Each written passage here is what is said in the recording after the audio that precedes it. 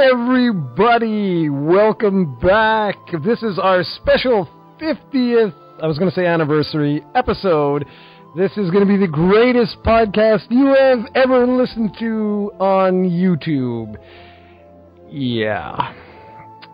So, Steven and I have a couple of pretty cool topics that we're going to talk about today. The usual stuff, just some of the big news, some of our thoughts.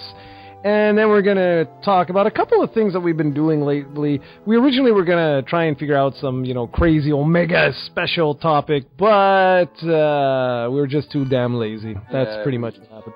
We suck at planning things. Well, I'm amazed you didn't blame that on me. Well, it is your fault to be true, but I'm trying to be a team here. Okay, sure. If you say so. All right, so the first thing that I wanted to mention is because, as you noticed, we did not have a podcast last week because that was all my fault, apparently.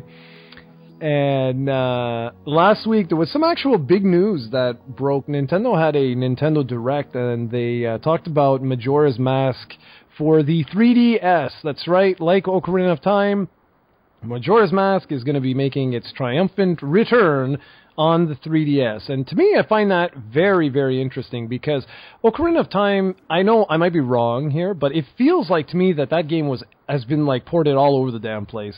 Whereas with Majora's Mask, I don't know why, but I just feel, I'm pretty sure I'm totally wrong with this, but I just feel like for whatever reason, it just doesn't always get as much publicity as it deserves. I don't feel like it's been released a bajillion times. And I mean, I think, even if I am totally wrong, it's just, no one can argue the fact that Ocarina of Time sold like gangbusters and it's considered one of the greatest games ever made.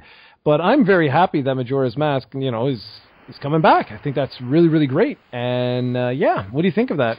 Yeah, I was really, really pleased by the news. It's one of my favorite Zelda games out there.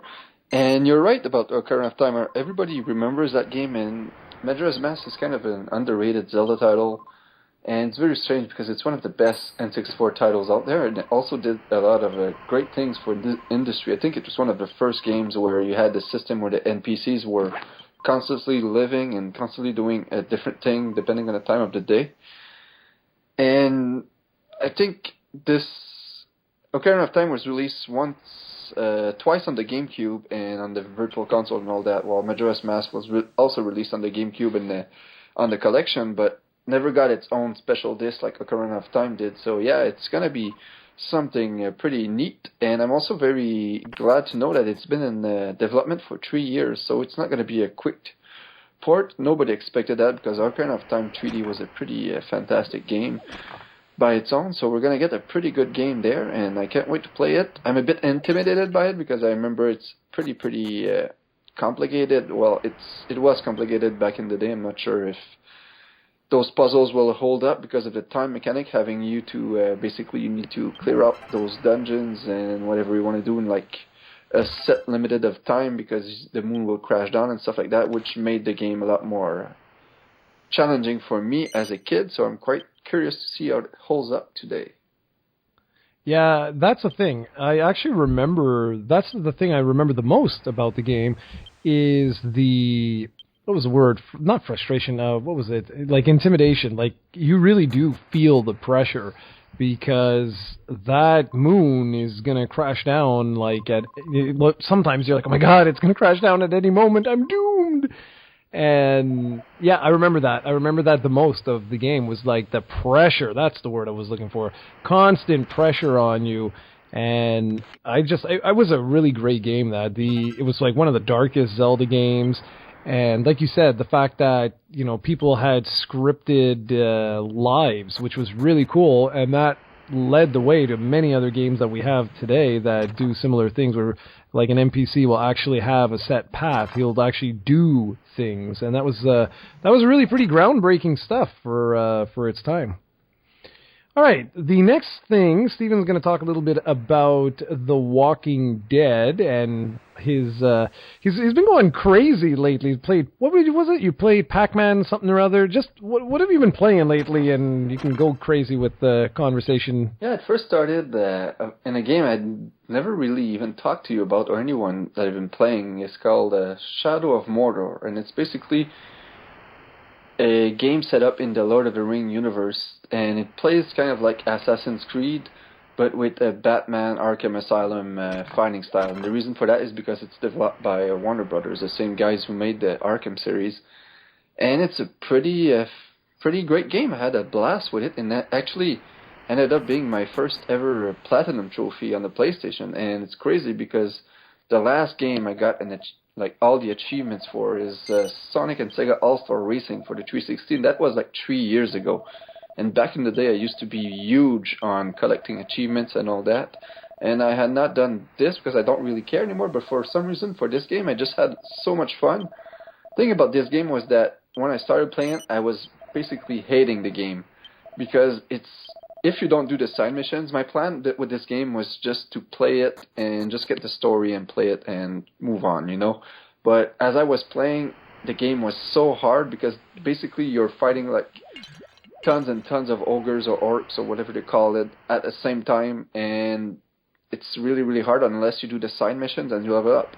And as I did that, I started to enjoy the game a lot more, and then I decided, well, I'm going to get a few trophies here and there. It basically never ended until I got every last one of them. So that was a pretty nice surprise because I didn't hear of this game until it was released and had no clue it was getting developed. And a good friend of mine actually worked on this game, and he's telling me there's a PS3 version coming out soon. Apparently he's saying that it's not going to be as good as the PS4 version. But yeah, that's the game I was playing right there. And after that, I played Pac-Man and the Ghostly Adventures 2, which a pretty solid game. I enjoyed it a lot because I like the Pac-Man series, and it was actually a lot better than the original Ghostly Adventures, which came out last year. Completed that in a few settings. Had a lot of fun with that. I want to review that, but thing is, I don't want to make you spend $50 on the game just to get footage for a 4-minute review for me. So we'll see what we do on that one, because I checked and there's no demo, unfortunately. And after that, I played some Walking Dead Telltale games, which came out on the PS4 last week or the week before. And I had played the first 3 episodes on the Xbox 360 way back, but for some reason I never kept playing, even though I was really, really enjoying what I played back in the day, probably because it was an episodic series. So eventually I moved on to something and forgot to came back once the new episodes came out. And now the way it was, I finally got to experience every single episode. I finished Season 1, the 400 Days DLC, and Season 2 in basically 3 days, and just couldn't stop playing. This is a fantastic game, especially if you're the fan of the Walking Dead comic series, and even if you like this TV show, I'm pretty sure you're going to enjoy that. It's not much of a game, rather it's more like an interactive storytelling, so I'd really like to review those games. Those I can probably do, because even if you don't want to download them or something, you could probably buy an episode for like $5 and get some footage or something, so I can get that done. And today I just completed another Walking Dead game, which is called Survival Instinct. I picked it up on the Wii U a few weeks ago. It was, I think I picked it up for like $20 at Walmart, so I said, why the heck not? That one is based on the AMC series, and it's not really a great game, not even a good game. It has terrible visuals. It probably would have trouble passing for a Wii game. It's really has low resolution visuals, so it's not that good, even the story. But for some reason I really enjoyed it. I don't know why. It's like all I can tell you is bad things about the game, but I had a blast playing it, and it's only 6 hours, so I don't know why, but it's one of those bad games that I had fun playing through. And that's pretty much it. I've just started today, actually, of all things. I started Bayonetta 2 for a few minutes, and I'm not sure if it's exactly my forte. And then I went and decided to start Assassin's Creed 3, which I always wanted to do, never did. But now I also found that game for $20 as Assassin's Creed 4 also on the Wii U were all $20. So I picked all those up, and I'm going to Assassin's Creed 3 right now. And so far I played maybe an hour, and I'm not really hooked into the game yet, because I don't know why. I thought I would be playing as a Native American in the old United States of America. Maybe that's gonna come soon, but right now I'm not playing as that, so I'm not sure if I'm gonna be hooked at that one, but we'll see. I know you played that one, so maybe you're able to answer my questions. You'll see soon enough, but you should be at your main character already, right? That's the one with the boats, isn't it? Yeah. I'm on a boat right now. Yeah, well, you'll see, but that's the primary character that you're playing as right now. But it does get a little deep. Well, anyways, you'll see. I don't want to spoil anything, but man, you've been gaming like you're gonna have like a life-altering experience in like a month or so. Yeah, it's weird. Maybe there's some reason for that, but I'm just it's not as busy as usual at work right now, so I'm having a bit more free time, and when I'm enjoying a game, I find that I always find the free time to play it. And the games I've been playing lately, I've been enjoying the hell out of it. But right now, like with the Bayonetta 2, for some reason, didn't click for me. I haven't played it much. I'll have to give it another try for sure.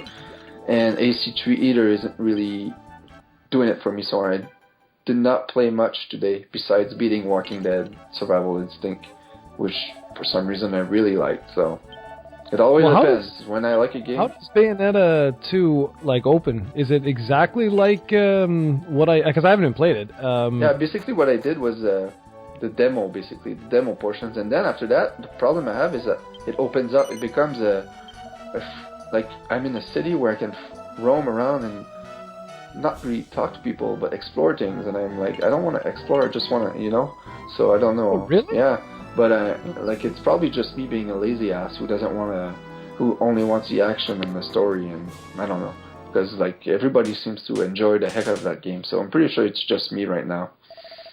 Well, that'll be interesting. I really hope I can get more time. Right now, I have not played anything modern at all. Like nothing. I like I was saying before we started the podcast, I was all into checking out Sunset Overdrive, the Master Chief Collection, all that stuff, but I doubt it's even going to happen. I got no time. It's just insane.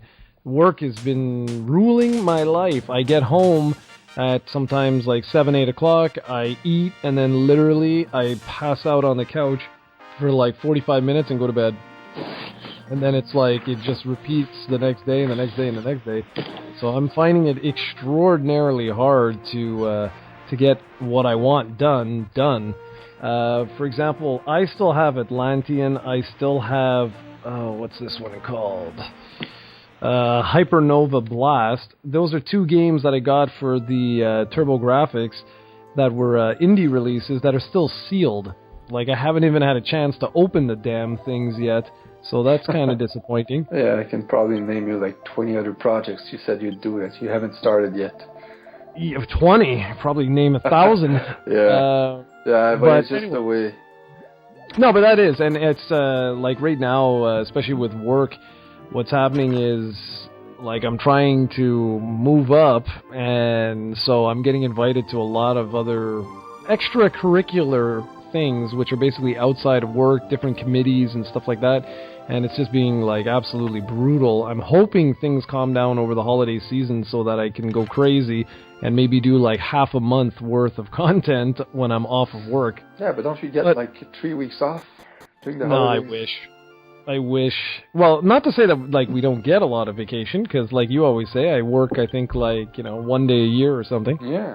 But no, I get a week off. And I'm gonna take some extra days so that I basically I forget when New Year's and all that is actually. Like if it's a Friday, a Monday. Oh, here we go. It's a Thursday. Okay, so I'll be off probably. I think I have to work the 24th, but I'll be off the 25, 6, 7, 8, 9, 30, 31, and I'll take off the 2nd. So I'll be off the 1st and the 2nd. So that whole week, Serena works, I think, 3 or 4 days. So what I'll do is probably, like I said, I'll probably go on a retro fix and go absolutely bonkers. And then for myself, I'll play a few things. Now, I did want to mention one thing. For those that don't know, this is a little sidetrack. It is our 50th episode after all, so what the hell? Let's just talk about whatever. And then we'll go back to our regular scheduled program. Normally, for those that don't know, when I do retro reviews of games that I've already played, you'll notice that usually it's the first 20 to 30% of the game I show. And I do that on purpose. It's not being a lazy ass. It's basically, I don't really want to show everything because for a lot of these games, well, not a lot, but for some of the games, I really want people to experience it for themselves. I hope that I can show you enough that it sort of hooks you in and then you're interested and go check the game out. That's the whole reason why I do that, because I don't really want to show, like say like Castlevania, right? Castlevania, there may only be like 8 levels in the whole game, so I'll show you, say, like 4 or 5 of the levels. That's about the most I'll do. But speaking of which, the reason why I say this is I got the footage for the review everybody watched on Wednesday, which was, Circle of the Moon, Castlevania Circle of the Moon. Now, I had no intention of playing through the whole game. I played for about 4 hours for the footage you saw there, I think, 3.5 to 4 hours. And obviously I beat the game, like a bajillion, that's a little lie there, but I finished the game more than once, that's for sure. And anyways, I really have not sat down with a Castlevania game like in that style in a long time, and I found myself absolutely hooked. I finished the entire game getting a map completion of 99.6%, which amazing. Was... Yeah, that is amazing. That's what I've been telling you earlier. Sometimes it's not that I don't have time to play games, and I'm sure it's pretty much the same with you for some occasions. It's just that when I'm hooked to a game, I just can't stop playing, which is what happened with you with Castlevania. You probably you wanted to play 4 hours or less because you don't have much time and you want to do a review, but you ended up beating the game. So that's what happens. But I don't complain because that's what I want to play. I don't want to force myself to play a game. Well, no, exactly. And that's the thing that a lot of people don't understand with like YouTube channels, websites, and stuff like that is the fun really can dissipate really quickly. If you're just doing this for the sake of making videos and the interaction with people, well, very quickly what will happen is the fun gets sucked out of it, and you're just like, well, I'm just doing it because. And that's why if people, like a lot of people have asked me, like, why the hell don't I focus, say, like on Super Nintendo, or why don't I focus on NES? And you know why? It's because I'll play whatever the hell I want. Like, if I just randomly pick something, well, I'm just going to be like, okay, whatever, I'll play it for 2 hours, get a review up, and that's the end of it. But I also want to enjoy. I mean, I don't have much free time as is.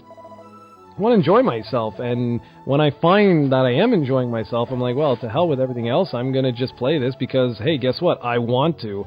And I'm sure over the holiday period, I will jump on in with Sunset Overdrive and Master Chief Collection, because, I mean, Halo, I am a fan of Halo. I really like that series. It's just that right now, I have a feeling that if I were to play that, I wouldn't touch anything else, and I want to touch other things. I want to help, like, put some content on the site, whatever you want to call it. So, yeah, anyways, all this to say that I was blown away by how awesome that Castlevania game was. I had such a good time with that. It brought back so many memories of when the Game Boy Advance was new, and also just enjoying Metroid and Castlevania in the Metroid style, that I'm covering. The next one I'm going to cover for Castlevania, for those who don't mind spoilers, I'm going to whoa, jeez, I'm holding a pen, I just dropped it.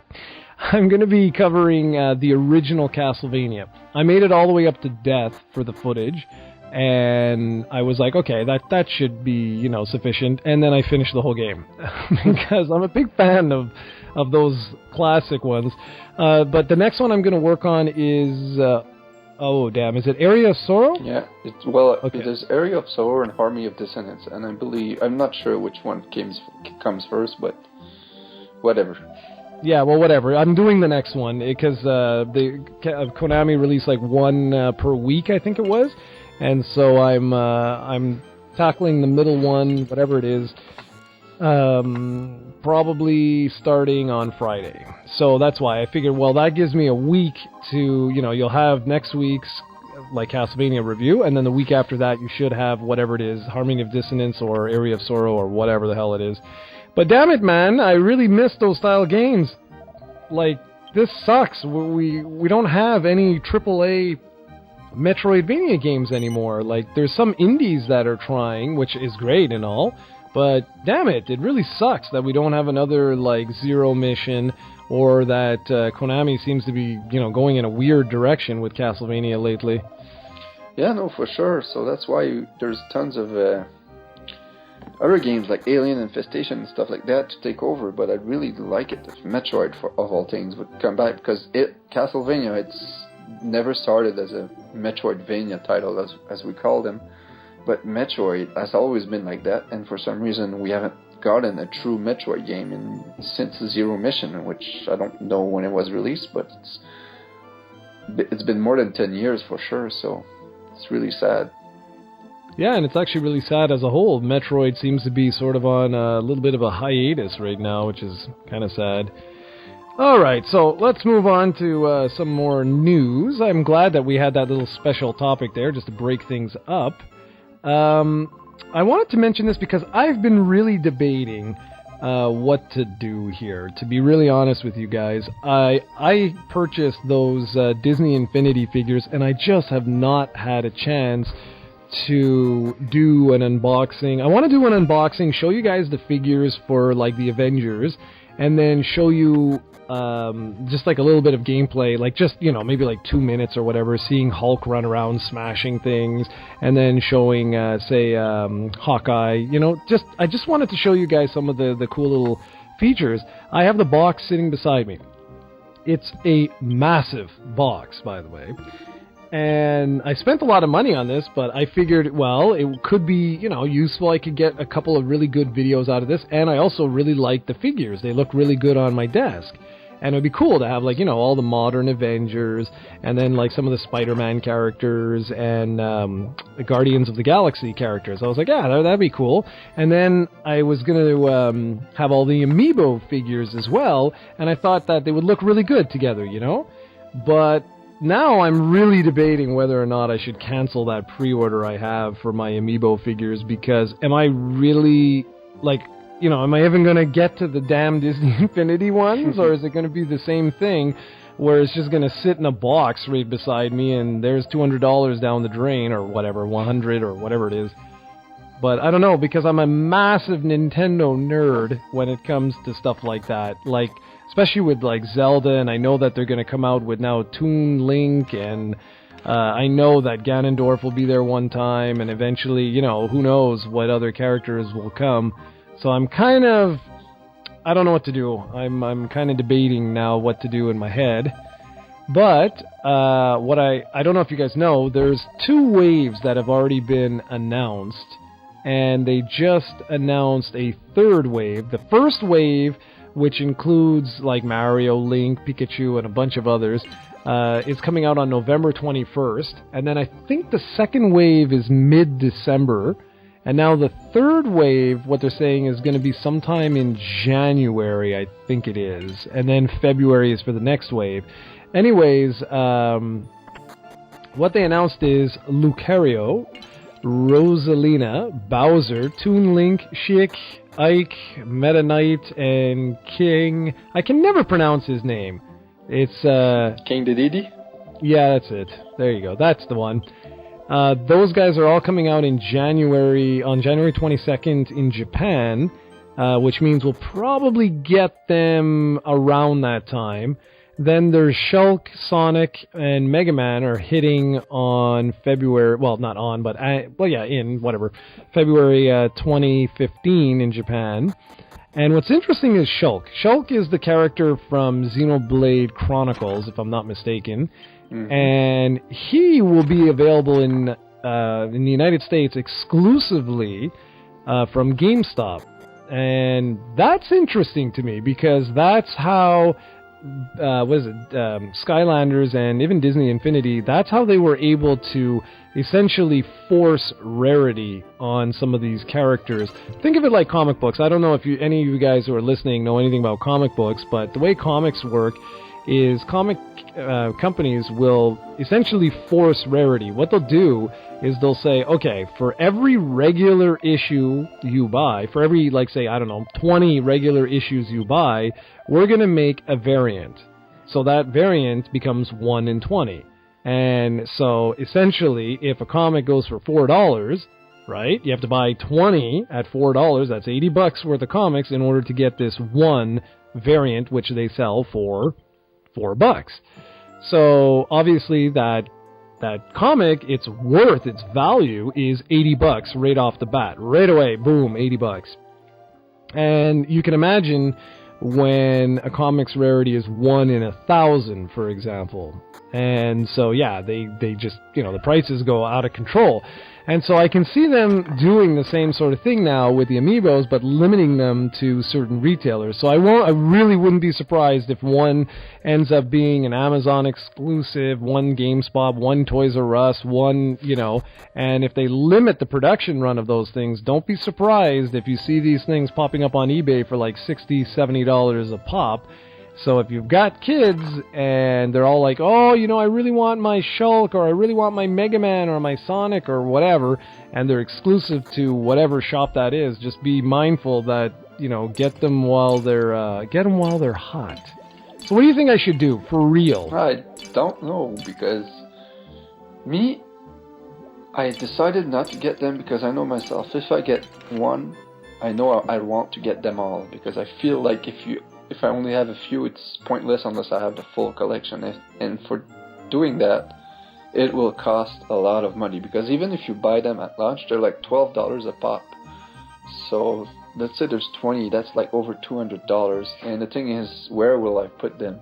No, I don't have space for that, and frankly, I'll probably need the money by then. So I made a conscious decision to just avoid them, because I know I can get out of control sometimes. I don't want to get them. That being said, I'm pretty sure that these things, like, say for you, at some point in, like, say 5 years, you'll get your monies back if you want to sell them. The thing is, will you ever sell them? That's a problem. But if you ever want to sell them back, I'm pretty sure these are going to be collector's items. It's pretty much a guarantee. So you'll get your money back, I'm pretty sure. Like, it's not that stupid to invest in those, but it just, if you want to buy them to collect them, or do you want to buy them to do videos on? Because I'm pretty sure the videos, this will be the holiday season. By the time you get to the videos, it'll be May, March, and you'll just forget about it. So it depends on where you situate yourself. Do you want to collect them, or do you want to do videos for them? Well, that's the thing. That's ultimately what it is, because I'm in the same boat as you. Like, these are the type of things I will not keep bundled up in boxes. I won't do that. There's absolutely no point in me doing that. So I'm going to open these things up. That's for sure. The question is exactly that, though. Like, I just don't know what to do, and I'm running out of time because they ship next week. Yeah, they ship on Friday. So I don't know. I really don't know what to do, because it's $192 Canadian, man, for that first shipment with free shipping. And then the next shipment is they don't have a release date in Canada yet. It just says December 31st, and that shipment is $96. And now they just put, let's see if they're up. I don't think they're up yet. If I put Toon Link. Oh man, they are up. See, that's the problem. Exactly. There we go. Ay. February 28th, 2015. Oh my god. Well, if I add all those to cart, I can only imagine what they're going to be at. Shulk, let's see. Amiibo. Oh, they don't have... Okay, so we're going to run into the same problem here in Canada as well, where they're going to have exclusive ones. Anyways, and I also found out that the first 10 figures are going to be in Loot Crate, which I already get. So now I'm like, oh my god, I don't know what to do. You don't be surprised, if you get some of these, just for your information. Awesome. So, anyways, whatever. So that's it, guys. That was the news I wanted to mention on that. And then I'm going to let Steven talk about Sonic Boom. Yeah, so basically, Sonic Boom is the big new Sega game on the Wii U. A lot of people were hyped about it. Sega is putting a lot of money behind it. It basically has a 3DS, a Wii U game, and a brand new cartoon show going up.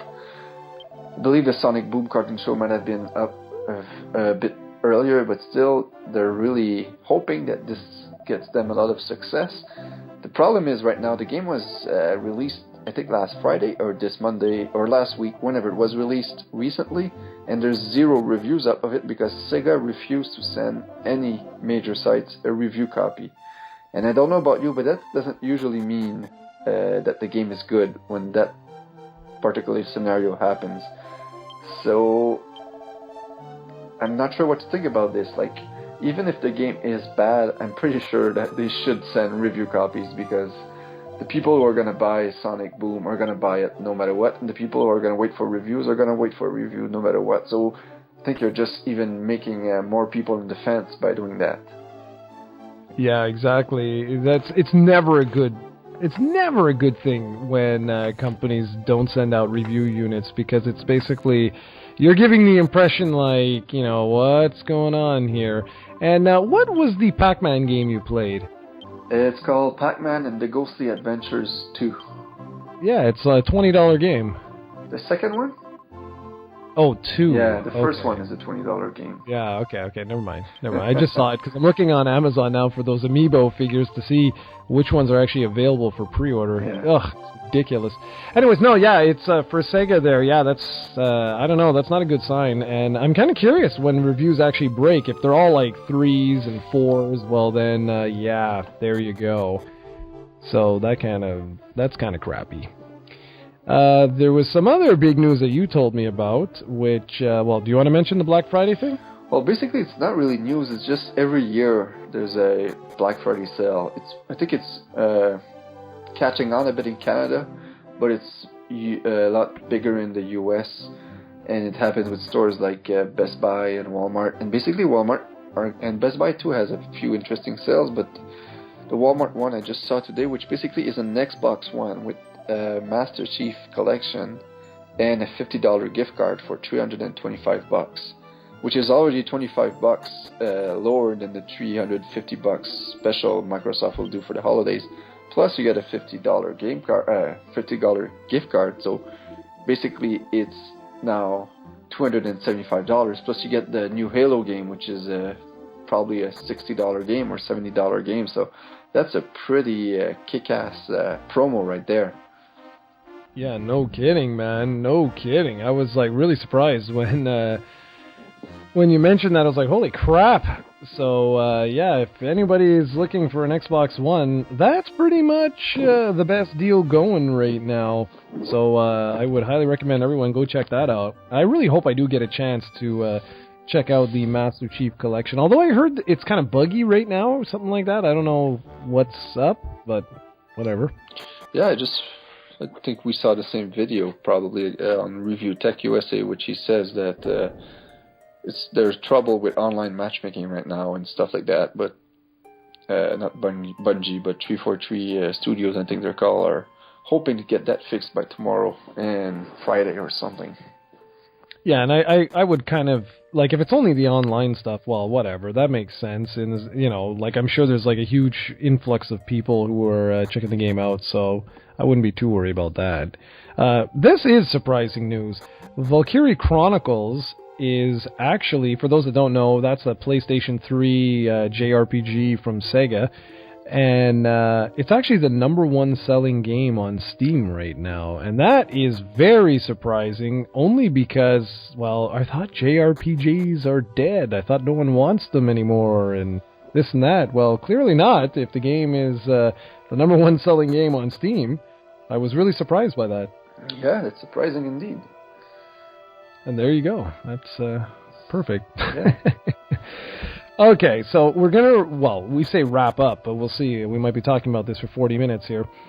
So, you mentioned all those lovely things that you're currently playing. And while I would love to say I'm currently playing everything else there, well, I'm not.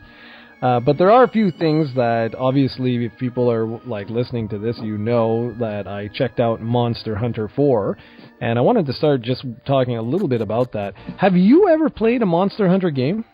I did not. I did buy Monster Hunter 3 Ultimate used for the Wii U, like I think 3 months back, and I never got a chance to put it in, unfortunately. But probably going to be checking out Monster Hunter 4 when it comes out on the 3DS. Maybe I'll even wait for the bundle to get that new 3DS. Maybe they'll do that here too. Because I would be really curious to hear what you thought. It looked pretty cool from your video, though. Yeah, the thing is with this, like, I'm not going to speak bad of it. I mean, literally, I've done, I think, 3 or 4 missions or something. Like, I really haven't done much. But that opening sequence was great, man. I thought that was awesome. I was like, oh, wow. Like, it really gives you that sort of feeling of, like, okay, I know why they call it Monster Hunter, damn. And the thing is, the next video I've got coming up, that's going to be next week, is going to actually show you a mission. And it's not that I don't know how to say this in a way that doesn't make it sound negative, but it's a very resource-heavy game. So you basically, like, okay, the quest will be go out and get me, I don't know, a rare steak. Okay, so you need the meat. Okay, well, I gotta go hunt these, whatever, this certain type of beast. I'll go get the meat from it. And let's say it's a random drop, but not rare, so like you'll kill 6 of them and you'll get the meat that you need.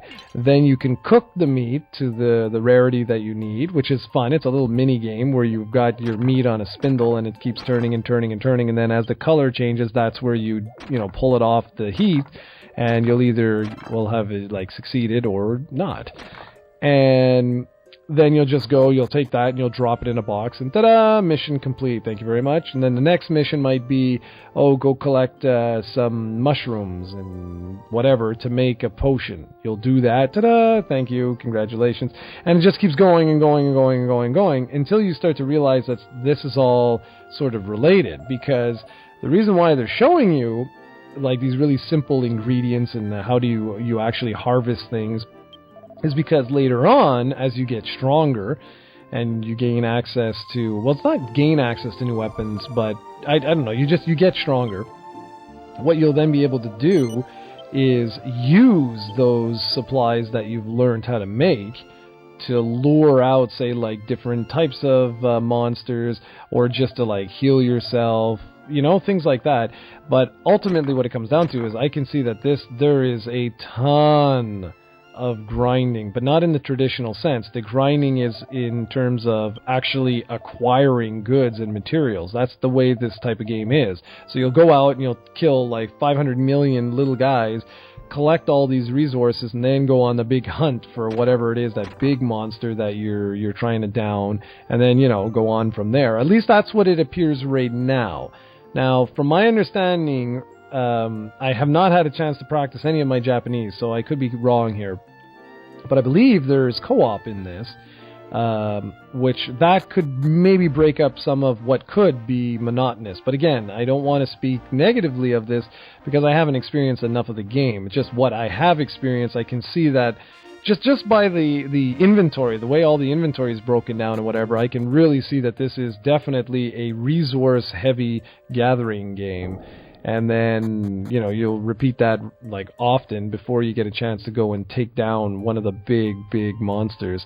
So I don't know if it's your cup of tea. I don't know if it's my cup of tea yet, but I'm definitely going to give the North American version a shot. And I am tempted to pick up Monster Hunter 3 Ultimate, though, I'll tell you that. Yeah, the reason I never picked up Monster Hunter 3 Ultimate on the 3DS was because that version didn't have online. And that's one of the reasons why I'm hyped about Monster Hunter 4 on the 3DS, is that it'll have online, so I'll be able to play with you, co-op and stuff like that. Because like you, I don't know much about the game, but it's been selling like crazy in Japan, so it must be pretty good, I'm assuming. So that's why I'm pretty hyped to finally try it out when it comes out. I think it's in February or March or somewhere around that. So yeah, somewhere around there. And you can tell, though, that this was a game that was designed for the original 3DS. This was not, like, built from the ground up for the new 3DS. Really? In the sense, because I heard a guy in IGN say that the new 3DS, the second stick, would greatly benefit Monster Hunter 4. Like, there was a detailed article, like, the entire article was, dedicated to that fact, and that guy was a huge Monster Hunter guy. what I mean is the interface even it's designed from the ground up for the original 3DS. Now, I'm not saying that doesn't benefit. Sure, it will benefit, but you can tell that, like, you don't need the new 3DS. If you had an original 3DS, you're good to go because there's a snapback feature on the camera. Do you know what I mean? So, like, as you're moving, if you press the, I think it's the left bumper or whatever, left L button, whatever you want to call it, the camera automatically will snap back to your back, and it's far enough back that really I found myself almost never using the analog nub on the right-hand side. I just kept pressing that button every so often when the camera would sway out of control. Now, again, I'm not saying, remember, I only played like a little bit, but for what I'm seeing right now, yeah, it doesn't seem like it's really like, a deal breaker sort of deal, like you must have. I can see, I mean, it's a 3D game, right? So obviously using the second stick obviously is going to be better in certain situations. I just haven't stumbled across those situations very much right now. And there are a lot, well, not a lot, but there are some areas where you're not even allowed to use the stick. Like, it's a fixed camera, so I don't know. It just right now it's just one of these things where I could see it, like, definitely when you're out in the field and you want to move the camera around. Sure, it works fine, but so does just tapping the left button there, the L button, and also the D-pad is mapped to your to the camera. So you're just doing that, I found sometimes quite easy too. It's just, I don't know. I mean, it'll be interesting to see as I progress. If I progress, that's another thing. I have one 8-minute clip ready for you guys. I just have to do a voiceover, so I'll do that this week. And we'll take it from there. I still really want to try Dragon Quest VII. That's the one that's bugging me, because I really want to try that, and I just have not had a damn chance, and it's starting to annoy me now, because it's sitting right beside me, and it's taunting me. Yeah, it's annoying me too, because it's also taunting me, because for some reason I also have that game, which I cannot play, but that's another story.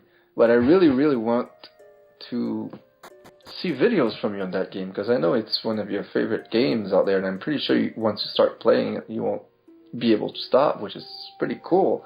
That's the type of experience you want to have, and I want to see videos of that. And also, hopefully, one of these days, I'll pick up a 3DS in Japan for $50 on eBay, and I'll be able to play it at one point. And I'll have you, and I'll have these videos to be able to help me, because I'm pretty sure this game will never make it out here. So that's why I want you to play it, so I can ask you for help and stuff. Well, that's actually that's funny. Like, I think we're doomed. I'll be honest, right now, based on just everything, I think Joker, the remake, not Joker, of Dragon Quest Monsters and Dragon Quest Monsters Part 2 there, those two Game Boy Color, I think they were, games, are they're never coming. And Dragon Quest 7, it's never coming. And Dragon Quest 10 almost certainly is never coming. Not anymore. Like, no way. Just the hurdles that I had to go through to play Dragon Quest X, there's no way in hell. I will be shocked and amazed, and I'll eat my pencil if that game gets announced for North America, because I know there's been all these rumors and this and that, but come on, by now, like, we would have had something concrete. It's been, well, God, what, 2 years, I think? Maybe even more, because it was originally released on the Wii, and then it was ported to the Wii U, and then it was ported to PC. So it's been a number of years now. And then it was ported to 3DS. Yeah, that's right. It's been on everything, but not here. Yeah, exactly. Yeah, good point, man. Good point. I totally forgot about that. And I would love to be proven wrong, and please, Square Enix, prove me wrong. But I don't think so. I think the ship has sailed for that. And same as Dragon Quest VII. I don't think so. I really do not foresee that coming out anywhere else. Just because as time goes on, the odds of revisiting and spending resources and money on an old game like that, I just don't see them doing it. Especially now we've got, oh God, what is it called? Bravely Second or whatever? Yep. that's going to be coming out next year, and we all know that it'll be hitting Japan first before it comes out here, so the translation teams and stuff are going to spend the money on that because the first one did very well outside of Japan. So they're going to do that, and I know they're going to do that. So why would they spend resources on Dragon Quest VII? It ain't going to happen. Is it already out in Japan? I don't think so. I think it comes out early next year, Bravely Second, because I haven't seen it on the eShop, and I would have seen it on the eShop. You could be right on that one. Oh, no, I could be wrong, too, eh? Like I said, I haven't practiced Japanese in forever. Yeah, no, so, it's just that I've heard, I thought that was one of the games that when it came out here, the sequel was almost already out there. So maybe I'm mixing it. Oh, wait a sec. Hold on. I know what you're talking about. They did a remake of the original. They did a remaster. Okay. And that got, well, anyways, whatever. But no, maybe I'm wrong. It's very, very possible. So yeah, man, I really want to cover this damn thing. It's in my 3DS, by the way. I took out Monster Hunter 4 and put it in. I just haven't pressed the on button. And then, I've been looking because I was like, oh, I could get you that for Christmas, but I can't find a good deal on one yet. But I'm still looking for that. So maybe you'll be surprised. On what? On a 3DS from Japan. Amazing. But I'm looking because right now the price is like. No, but that's what I was thinking because I don't need the new 3DS one. No, exactly. If I get a regular 3DS from Japan, I'm sure those must be pretty dirt cheap by now. So that's why down the line, if it comes to it, I'll have something. Yeah, but I was thinking of the same thing because it could be kind of fun for the two of us to struggle our way through it. Would be that would be fun actually, especially me since I have no knowledge whatsoever of Japanese. Yeah, but the thing is, that's the thing that I hope to show you guys with Dragon Quest X, which you've now seen yesterday. That. It's a little difficult, and it is, right? I'm not going to lie. It's definitely a little difficult, and you'll see, I had way more success with the beta than I do here. And I really apologize for some of it, and it's going to be a little annoying probably by the third video, because I mention it probably 5 dozen times in the video. Just saying oh God, sorry guys, because I stumble all over the place trying to figure out what the hell I have to do to progress a quest or an area or whatever. But by the third video, things start getting good. And I've got footage for the fourth video I've got to do now. But man, still, the hurdles I had to go through for Dragon Quest X was just ridiculous. I cannot believe all the BS that I had with that. It's just unbelievable. And anyways, I hope you enjoy this. I really do. I hope this does I hope it at least gets 30 or 40 views would be cool, because of all the damn hurdles that I got to go through. But I'm enjoying myself just the same. I just don't have the time. That's what sucks.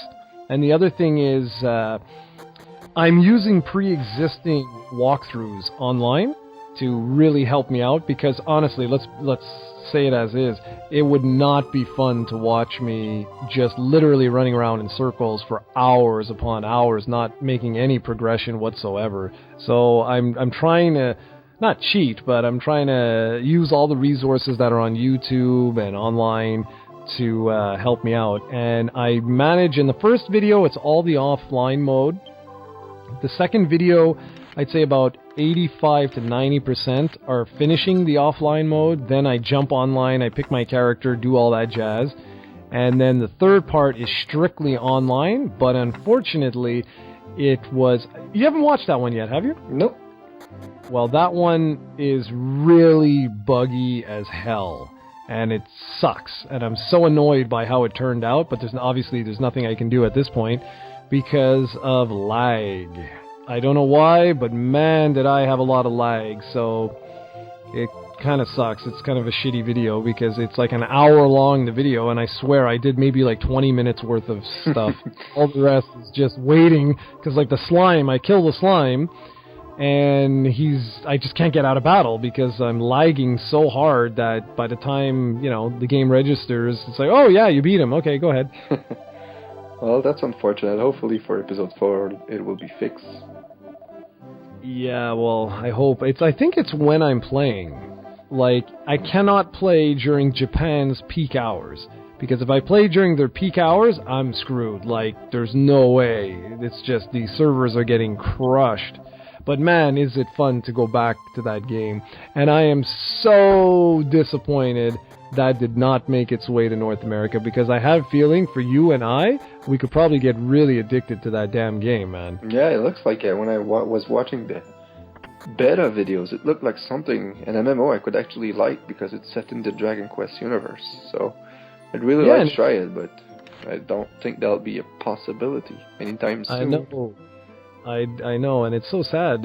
What I love about it is that it doesn't feel like an MMO, like not at all. It feels just like a traditional Dragon Quest game, except that you can, team up with your friends. That's pretty much it. And instead of the story being necessarily about you and your team, still about you, but about your team, now, like, you'll go into areas of, like, different cities, or, you'll pick up quests that the story itself is, like, heartbreaking, some of this stuff. It's like, oh my god. And I'm, like, floored that they were able to do this in an MMO setting. And, yeah, man, I'm so annoyed. Goddamn Square, son of a... I don't know why they don't bring this out at just a much smaller scale. Like, geez, just have, like, 3 servers or something.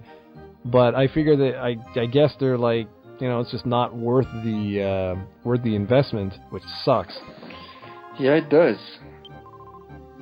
So, anyways, that's pretty much it. I'm hoping I can get some more Dragon Quest in probably tomorrow or the next day. The problem is, what you guys don't know is, you don't just play the game, you then have to render the video and upload the video, and the file sizes we're dealing with here are insane, because I'm uploading them at 1080p 60 frames per second, because we had a couple of people write in asking for that, and my goodness, the file sizes are huge. Like, the last one I did was 190 gigabytes. Like, damn, man. But whatever, I hope it's worth it. I hope the quality turns out good, and I hope you guys enjoy the commentary. It's going to get much better now, because I found some good translation guides and stuff like that to help out. And I'm at the point now where I'm going to start taking on a job, blacksmithing again, so I can make some claws and stuff like that. And hopefully I can get my friend on to play. The guy who I was playing the beta with, he was shocked that I found out how to actually pay for the monthly sub, and it's a shame you don't have a laptop or something, because, damn it, I would buy the game for you, and you could just check it out. Oh, buy the laptop for me, I'll buy the game. Done! I wish. So that's it. That's pretty much all I've got for episode 50. That's good, that's good. I'm proud of you. You should be. All right, well, you have any other things you want to add? No, just keep it on. Keep it on. Keep it on. And keep it on. All right, folks. Words of keep wisdom. it on. We'll be back hopefully next week. This actually was a much better podcast than I thought it was going to be. I thought we were going to be here for like 10 minutes. We ended up being over 50, so... Hopefully you made it this far, and we'll end off by saying see you in the next video.